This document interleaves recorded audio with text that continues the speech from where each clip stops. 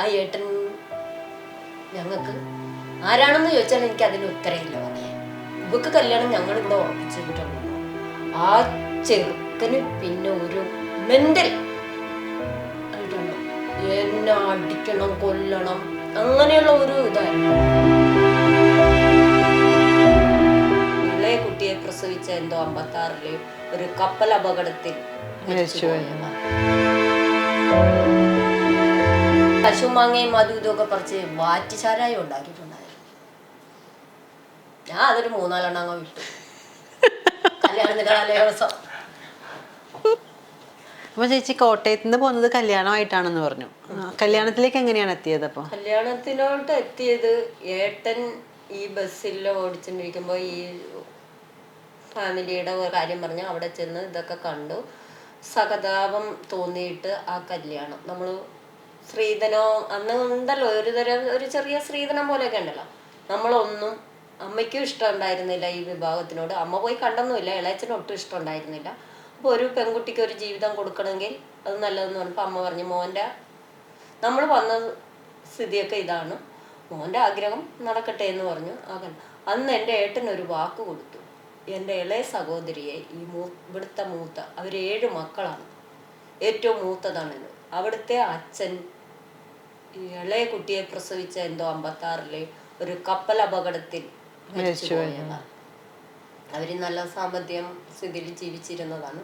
അതോടുകൂടി ഈ 6-7 മക്കളെയും ഏറ്റെടുക്കാൻ ആരും ഉണ്ടായിരുന്നില്ല. അമ്മ അരി ഇടിച്ചും ഹോട്ടലിലൊക്കെ അരി ഇടിച്ചും പെറുക്കിയും നിന്നു. ഈ പെങ്ങളുടെ സഹോദരൻ ഒരു പള്ളിയിൽ പോയി അച്ഛന്മാരുടെ കീഴിൽ ജോലി ചെയ്താണ് ഈ 6 വളർത്തി. അമ്മ അരി ഇടിക്കാനൊക്കെ പോകുമായിരുന്നു. അങ്ങനെ നിന്ന് വളർന്നു നിന്നപ്പോഴാണ് ഈ പെങ്ങളുടെ കല്യാണമായിരുന്നു വന്നപ്പോൾ അവിടുന്ന് പോന്നു. ഇളയച്ചൻ്റെ കടയിൽ ജോലിക്ക് കയറി. അങ്ങനെ ഇതുങ്ങളെല്ലാം പോയി അവിടെ കിടന്ന് കഷ്ടപ്പെടുകയായിരുന്നു. കുഞ്ഞുങ്ങൾ പഠിക്കുന്നു. അങ്ങനെ ഇരിക്കുമ്പോഴാണ് ഏട്ടൻ അന്ന് അവർക്കൊരു വാക്ക് കൊടുത്തു, എൻ്റെ സഹോദരിയായി മൂത്ത ആൾക്ക് തരാം. ഇത് നമ്മളാരും അറിയുന്നില്ല. ഞാൻ കോട്ടയത്താണ്, ഞാൻ കോട്ടയത്ത് ജോലി ചെയ്യാൻ. ഞാൻ ഇങ്ങനെ പാറി നടക്കുകയാണ് വണ്ടിയിലും റബ്ബർ തോട്ടത്തിലും ഗ്രാമ്പൂ തോട്ടത്തിലും.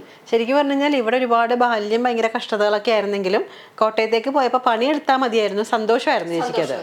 ഞാൻ ഭയങ്കര ഹാപ്പി ആയിരുന്നു. അത് പറയണത് ഞാൻ പറഞ്ഞില്ലേ, ലീജൻ വർക്കിന് പോണതായിരുന്നു അവിടുത്തെ അമ്മച്ചി. ഈ പാവപ്പെട്ട രോഗി ആരുമില്ലാത്ത അനാഥകളുടെ ഒരു ഇതായിരുന്നു. അപ്പൊ അവിടെ പോവുക, അവരുടെയൊക്കെ ബെഡ്ഷീറ്റ് മാറി കൊടുക്കുക, അവരെ ഒന്ന് കുളിപ്പിക്കുക, അതൊക്കെ എനിക്ക് ഭയങ്കര ഇഷ്ടമായിരുന്നു, സന്തോഷത്തോടെ ചെയ്യുന്ന കാര്യങ്ങൾ. എന്ന് വെച്ചാൽ നമ്മള് ഒന്നുമില്ലാത്ത സാഹചര്യത്തിൽ വളർന്നു വന്നത് കൊണ്ട്, ഞാൻ പറയല്ലേ, പിണ്ണാക്കും കപ്പയൊക്കെ തിന്ന് വളർന്നത് കൊണ്ട് അവിടെ ചെല്ലുമ്പോൾ നമുക്ക് എന്തെങ്കിലുമൊക്കെ കിട്ടും. അതൊരു സന്തോഷമായിരുന്നു. അപ്പൊ അങ്ങനെ നിന്നപ്പോഴാണ് ഇവര് കല്യാണം ഉറപ്പിക്കുന്നത്. അപ്പോഴാണ് ഈ മറ്റേ ജീപ്പൊക്കെ ഓടിക്കുന്ന പയ്യനുമായിട്ടുള്ള ഒരിത് എന്ന് വെച്ചാൽ എൻ്റെ ഒരു മൂത്ത സഹോദരൻ അവരുമായിട്ട് നിന്നാണ് അമ്മച്ചിയോടും അപ്പച്ചനോടും വന്നിട്ട് എൻ്റെ ഏട്ടൻ പറയുന്നത് കല്യാണമാണെന്ന്, ഏട്ടൻ്റെ കല്യാണമാണെന്ന് പറഞ്ഞു. അങ്ങനെ ആ കല്യാണത്തിന് പോകുന്നു. കല്യാണത്തിന് പോന്നിട്ട് ഇവർക്ക് ആരൊക്കെ ഉണ്ടെന്നൊന്നും നമ്മൾ ശ്രദ്ധിക്കില്ലല്ലോ. കഴിഞ്ഞു ഒരാഴ്ച വീട്ടിൽ 2 ദിവസം 3 ദിവസം ഞാൻ നിന്നിട്ടുള്ളൂ. ഞാൻ വീണ്ടും കോട്ടയത്തോട്ട് പോയി. അങ്ങനെ നിന്ന് കുറച്ച് കഴിയുമ്പോൾ ഏട്ടൻ ഒരു കുട്ടിയായതിന് ശേഷം ആണ് തിരിച്ച് വീട്ടിൽ വന്നത്. കോട്ടയത്തോട്ട് ചേട്ടൻ വന്നത് എൻ്റെ കല്യാണം ഉറപ്പിച്ചിട്ടാണ്, ഡേറ്റ് ഫിക്സ് ചെയ്തിട്ടാണ്. അപ്പൊ അമ്മച്ചിയോടും ചേട്ടനോടും ചാച്ചനോടൊക്കെ പറഞ്ഞപ്പോൾ പറഞ്ഞു, ആരുടെ കല്യാണം? ഇവക്ക് കല്യാണം ഞങ്ങൾ ഇവിടെ ഉറപ്പിച്ചിട്ടുണ്ടെന്ന്. അവരപ്പോ മോളെ പോലെ ചേച്ചി ഏറ്റെടുത്തിട്ടുണ്ട്. ഏറ്റെടുത്തെന്ന് പറഞ്ഞാൽ അവരുടെ തോട്ടത്തിൽ പണിയെടുക്കുന്ന പയ്യനുമായിട്ട് ഇവര് കല്യാണം ഉറപ്പിച്ചു വെച്ചേക്കും. അപ്പൊ ഉമ്മക്ക് ഇതൊന്നും അറിയില്ല. അങ്ങനെ ഇരിക്കുമ്പോഴാണ് അമ്മച്ചി ചേട്ടനോട് വന്നപ്പോ ഏട്ടൻ എന്നെ വിളിച്ചിട്ട് ചോദിച്ചു, മോനെ ഇന്ന പോലെ അമ്മച്ചി നമ്മളെ ആരുമായിട്ട് എനിക്കറിയില്ല ഏട്ടാന്ന് പറഞ്ഞു. അവളാണ് ഇവൻ ഈ മരുന്നടിയും കഴിഞ്ഞ് ജീപ്പിന് ഇങ്ങോട്ട് വരുന്നത്.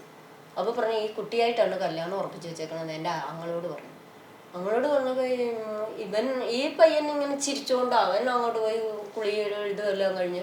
അപ്പൊ ഏട്ടൻ പറഞ്ഞ് എന്നോട് വിളിച്ചിട്ട് ചോദിച്ചു, മോൻ്റെ അഭിപ്രായം എന്താണെന്ന്. ഞാൻ പറഞ്ഞു എനിക്ക് അവനെയൊന്നും വേണ്ട, എൻ്റെ ഏട്ടനാണ് അവൻ, എൻ്റെ കല്യാണത്തിന് അവൻ വന്നോളൂ. എനിക്ക് അവൻ മേടിച്ചു തന്ന സാധനങ്ങൾ കൊണ്ടുവന്ന് എൻ്റെ ആങ്ങളെ സന്തോഷമായിട്ട് കാണിക്കുകയാണ് ഞാൻ. വള, മാല, ചെരുപ്പ്, ഇതൊക്കെ ഇങ്ങനെ കാണിക്കുകയാണ്. അവനെനിക്ക് ഇന്നതൊക്കെ മേടിച്ചു തന്നിട്ടുണ്ട് ഏട്ടാ, എൻ്റെ സഹോദരനാണ്. ഏട്ടൻ എവിടെ കല്യാണം ഉറപ്പിച്ചതെന്ന് ചോദിച്ചു. അതൊക്കെ ഉണ്ടടാ എന്ന് പറഞ്ഞിട്ട് എന്നെ കെട്ടി ഇങ്ങനെ എൻ്റെ ആങ്ങളെ പിടിച്ച് എൻ്റെ നെറ്റിയിൽ ഉമ്മയൊക്കെ തന്നിട്ട് എന്നാൽ ഏട്ടൻ പോട്ടെ എന്ന് ചോദിച്ചു. ആ ശരി ഏട്ടൻ പോരോ, ഞാൻ വന്നോളാം. അത് കഴിഞ്ഞപ്പോഴാണ് അമ്മച്ചി പറയുന്നത് കാര്യങ്ങൾ. ആ ചെറുക്കന് പിന്നെ ഒരു മെന്റൽ ആയിട്ടാണ് എന്നെ അടിക്കണം, കൊല്ലണം, അങ്ങനെയുള്ള ഒരു ഇതായിരുന്നു. അപ്പോൾ ഇവര് ഒറ്റയ്ക്ക് എന്നെ നിർത്തിയിട്ട് അമ്മച്ചി ലീജൻ വർക്കിനോ ഒന്നിനും പോയില്ല. പിള്ളേരൊക്കെ പഠിക്കാനും അതിന് പോകും, ചേട്ടൻ കോളേജിൽ പോകും. അങ്ങനെ അതായി കഴിഞ്ഞാൽ ഒരു ദിവസം ഇവൻ വണ്ടിയായിട്ട് വരികയാണ് ജീപ്പിൽ വന്നിട്ട് എന്നോട് പറഞ്ഞു വടി നമുക്കൊന്ന് കറങ്ങാമെന്ന് പറഞ്ഞു. നമ്മളിപ്പോൾ വേറെ ഒന്നും ചിന്തിക്കണില്ല. അങ്ങനെ കൊണ്ടുപോയിട്ട് ഇവൻ എന്നെ കൊല്ലാൻ ശ്രമിച്ചതാണ്. ജീപ്പ് നിന്നെ കൊല്ലും എന്നാണ്. അങ്ങനെ കൊല്ലാൻ ശ്രമിക്കുമ്പോൾ അതിൻ്റെ ഇടയിൽ കൂടി ഞാൻ എന്താണ് ചെയ്തതെന്ന് എനിക്കറിയില്ല. എൻ്റെ കാല് ബ്രേക്കിൽ കിട്ടുന്നു. വണ്ടി ചെന്നിട്ട് ഈ തിട്ടായിട്ടാണ് കോട്ടയത്ത് മട ആ മടയിൽ ചെന്ന് ഇടിച്ചിട്ട് ഈ വണ്ടി നിൽക്കുന്നു. ഞാൻ വേഗം ചാടി ഇറങ്ങി, കയ്യും കാലൊക്കെ പൊട്ടി വീട്ടിൽ പോയി ഉള്ളിൽ കയറി ഡോറിന് കുറ്റിയിട്ടിട്ടാണ് എനിക്ക് പോയത്. വന്നിട്ട് ഒത്തിരി ഇതൊക്കെ ഞാൻ ഇന്ന് വരെ എൻ്റെ വീട്ടിൽ ഇത് പറഞ്ഞിട്ടില്ല. ഇത് ആദ്യമായിട്ട് പുറത്ത് വരുന്നത് സർക്കിലൂടെയാണ്. അതാണ് ഞാൻ വീട്ടിൽ ആരോടും പറഞ്ഞിട്ടില്ല. അമ്മച്ചി ഒക്കെ വന്നപ്പോൾ പറഞ്ഞു അവന് താങ്ങാൻ പറ്റില്ല മോനെ, ഞങ്ങള് പറഞ്ഞില്ലല്ലോ, നിനക്ക് ആരുമില്ല, നിങ്ങളുടെ വീട്ടിലെ സാഹചര്യം മോശം, അതുകൊണ്ട് അവന് നമ്മൾ തോട്ടത്തിൽ തന്നെ കുറച്ച് സ്ഥലം കൊടുത്ത് വീടുണ്ടാക്കി കൊടുക്കാന്നുള്ള ഒരു മൈൻഡായിരുന്നു. നിനക്ക് ഗ്രാമ്പൂവിൻ്റെ ഇല അടിച്ചു പാരിയാലും നിനക്ക് ജീവിക്കാം, അവൻ ഇട്ടിട്ട് പോയാലും എന്നുള്ള ഒരു. പിന്നെ എനിക്ക് അവിടെ കോട്ടയത്ത് നിൽക്കാൻ മനസ്സ് വന്നില്ല. എന്താന്ന് വെച്ചാൽ പിന്നെ എന്നെ കൊല്ലും. കല്യാണത്തിന് 3 ദിവസമുള്ളപ്പോഴാണ് ഞാൻ എൻ്റെ വീട്ടിൽ വരുന്നത്. 3 ദിവസമുള്ളപ്പോൾ വീട്ടിൽ അപ്പോഴും അറിഞ്ഞിട്ടില്ല ആരാണ് ചെക്കൻ ഒന്നും? ഇല്ല, അറിഞ്ഞിട്ടില്ല, ആരും ഒന്നും പറഞ്ഞിട്ടില്ല. റൗഡി രാജമ്മയായിരുന്നെങ്കിലും ഈ കാര്യങ്ങളിലൊക്കെ വീട്ടുകാർക്ക് വിട്ടുകൊടുത്തു, എല്ലാം വിട്ടുകൊടുത്തു. എന്ന് വെച്ചാൽ എന്നെ വളർത്തിയത് എൻ്റെ ഏട്ടനാണ്, എൻ്റെ അമ്മയാണ്. ഏട്ടനൊരു സ്വഭാവം ഉണ്ടായിരുന്നു. ഈ പിണ്ണാക്കൊക്കെ തിന്ന് വരുമ്പോൾ അപ്പിയിട്ടാൽ പോലും നിലത്ത് വെക്കാണ്ട് നടത്തിയ ഒരു സഹോദരനാണ് ഞങ്ങൾ.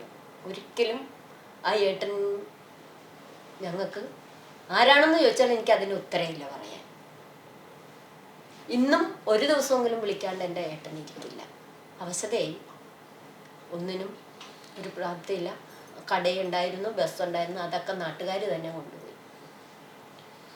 ഒരു പിടിപ്പില്ലായ്മയിൽ അങ്ങനെയൊക്കെയുള്ള ഒരു ഫാമിലി. അങ്ങനെ അപ്പൊ ജീവിതത്തിന്റെ വലിയൊരു ഭാഗം അങ്ങനെ കഴിഞ്ഞു, പകുതി കഴിഞ്ഞു അവിടെ കഴിഞ്ഞു. അങ്ങനെ കഴിഞ്ഞു. കല്യാണം എവിടെ വെച്ചാന്ന് ചോദിച്ചപ്പോ റെഡിയാകണില്ലേന്ന് ചോദിച്ചു. റെഡിയാകണില്ലേന്ന് ചോദിച്ചപ്പോ എവിടെ റെഡിയാകാൻ? അന്ന് എൻ്റെ പഴയ കൂട്ടുകാരൊരു തെമ്മാടിത്തരം കാണിച്ചു. അവർ ഈ കശുമാങ്ങയും അതും ഇതുമൊക്കെ പറിച്ച് വാറ്റിച്ചാരായം ഉണ്ടാക്കിയിട്ടുണ്ടായിരുന്നു. ഞാൻ അതൊരു 3-4 എണ്ണം അങ്ങ് വിട്ടു.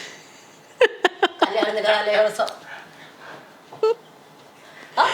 നമുക്ക് ശരിക്കും പറഞ്ഞ ചേച്ചി അന്ന് ജനിക്കേണ്ടതായിരുന്നില്ല, ഇന്ന് ജനിക്കേണ്ടതായിരുന്നു. ഒരു ന്യൂജനാണ്. 3 വിട്ടിട്ട് ഇങ്ങനെ നല്ല ഏട്ടൻ വന്നിട്ട് നെഞ്ചത്ത് അടിച്ചിട്ട് ചോദിച്ചു മോനെ എൻ്റെ അടി കഴിച്ച ചാരായം. അവളോട് പറഞ്ഞു ചാരായം ഏട്ടന് വേണോ ചാരായം.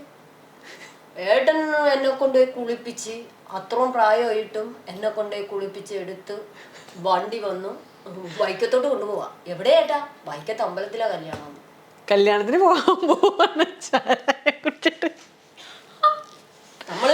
നമ്മൾ എന്ത് ചെയ്താലും നമുക്കത് മറയില്ല. ഒരു രഹസ്യം എനിക്ക് അന്നുമില്ല ഇന്നുമില്ല. ഞാൻ എന്തുണ്ടെങ്കിലും അതാണ് എന്നെ ആർക്കും. ഈ റബ്ഡിന്ന് വിളിക്കുന്നതും ഇതാണ് വിളിക്കണം. എന്താടീന്ന് ചോദിച്ചാൽ ഒരു 10 കാഴ്ചയോട് ഞാൻ മുന്നോട്ട് പോകും. അവൻ എന്തിനാ എന്നെ എടീന്ന് വിളിച്ചത്? തിരിച്ചു വരും.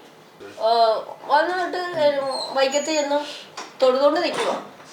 അപ്പോൾ എൻ്റെ ഫ്രണ്ട്സും കോട്ടയത്തു നിന്നൊക്കെ കുറേ പേര് വന്നിട്ടുണ്ട്. കോട്ടയത്തുള്ളവർക്കൊക്കെ എന്നെ ഭയങ്കര ഇഷ്ടമായിരുന്നു. അപ്പോൾ അവിടുത്തെ പറമ്പിൽ പണിക്ക് വന്നവരൊക്കെ അവർ വന്നിട്ട് പറഞ്ഞു എടി ചെറുക്കനും പാർട്ടിയും വന്നിട്ടുണ്ടെന്ന്.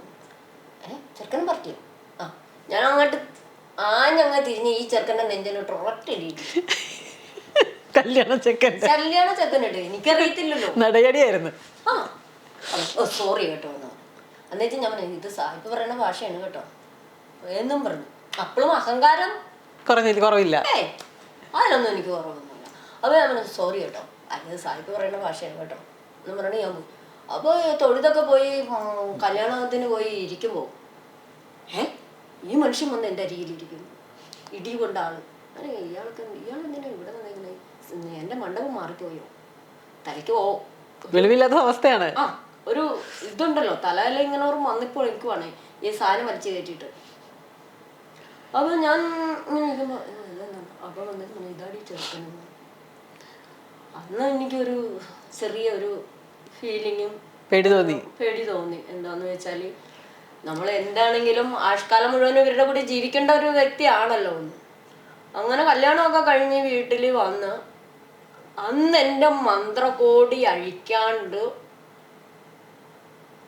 തന്നെ ഞാൻ അവരുടെ ബാത്റൂമിൽ പോയി നിന്ന് കരയാൻ തുടങ്ങിയിട്ട് ഇന്നും ആ കണ്ണീരിന് എനിക്ക് തോർന്നിട്ടില്ല.